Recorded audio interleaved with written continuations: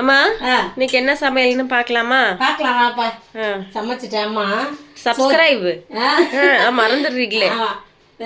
நம்ம செல்ல பிள்ளை சால்வி சேனலை சப்ஸ்கிரைப் பண்ணுங்க, லைக் பண்ணுங்க, ஷேர் பண்ணுங்க, கமெண்ட் பண்ணுங்க, அப்புறம் வந்து ஹைப் பண்ணுங்க. வாங்க வீடியோக்குள்ள போய் பார்க்கலாம். ஓகே.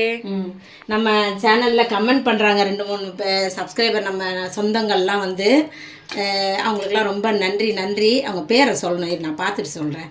இப்போ வந்து முள்ளங்கி நூக்கள்லாம் போட்டு ஒரு சாம்பார் வச்சுருந்தேன் அம்மா. கத்திரிக்காய் இருந்த காய்களை போட்டு வச்சேன்ப்பா. காயே இல்லை, காலி ஆயிடுச்சு.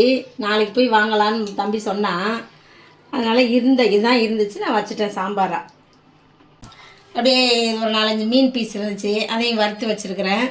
சாப்பிட்டுக்கலாம். அப்புறம் வந்து உருளைக்கிழங்கு வறுவல் பண்ணியாச்சு. மசாலா வறுவல் வச்சுக்கலாம். அதுவும் எல்லாம் பிடிக்கும்ல. அந்த சாம்பார் வச்சா ஒரு சிலதெல்லாம் இருந்தால் சாப்பிட்றதுக்கு நல்லாயிருக்கும் அப்படின்னு தான் அதெல்லாம் செய்கிறது. அப்புறம் சால்விக்காக கேரட் கொஞ்சம் இருந்துச்சு, துருவி வச்சுட்டேன்.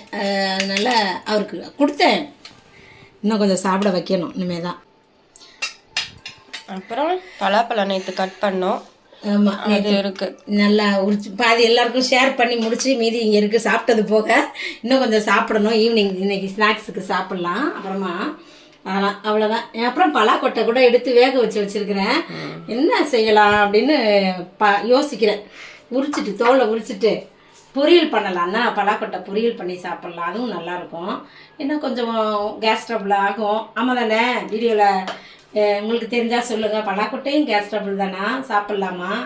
நிறைய சாப்பிட்டா அப்படி ஆகுமா? வாய்வு உடம்பு குத்துமா என்னன்னு தெரியல. அதே மாதிரி அந்த பேரெல்லாம் நான் உங்களுக்கு நாளைக்கு சொல்கிறேன். என்ன எங்களுக்காக டெய்லி கமெண்ட் பண்ணுற அந்த நல்ல பிரீத்தான்னு ஒருத்தவங்க, அப்புறம் நிறைய பேர் மறந்து போகுது, பார்த்து நான் எழுதி சொல்கிறேனப்பா. பேர் கவிதாவா, பிரீத்தா, கவி, அப்புறம் நிறைய பேர் ஒரு 10 பேர் எங்களுக்கு பிடிச்ச மாதிரி டெய்லி மனசு வலிக்காமல் அழகாக கமெண்ட் பண்ணுறாங்க. ரொம்ப ரொம்ப சந்தோஷமாக இருக்குது.